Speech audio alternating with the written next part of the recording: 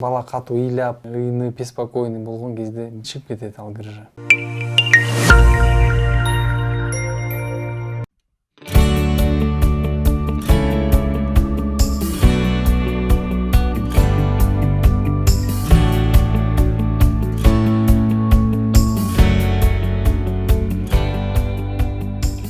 Паховая грыжа бул врожденное заболевание. Влагалищный отросток брюшины, незаращение болуп, паховое кольцодон грыжевой мешок чыгып калат да, кыздардыкы яичник чыгып калышы мүмкүн. Бул деген тубаса, анан кийин бала катуу ыйлап, ыйынып, беспокойный болгон кезде чыгып кетет ал грыжа. Анан кайра бала эс алып, успокаиваться эткен кезде вправляться этип кетиши мүмкүн, ордуна кайра кирип.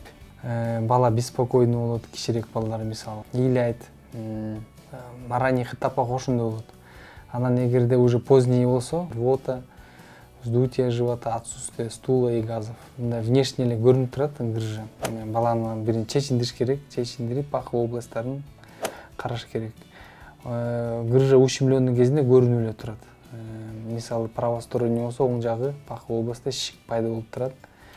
Анан кармалап көргөндө на начальных этапах мягкая эластическая консистенция болот. Убакыт өткөн сайын ал катуураак болуп калышы мүмкүн грыжевой мешок. Только оперативный жол менен чечилет, в экстренном порядке. 6 айынан баштап уже операция кылынып баштайт.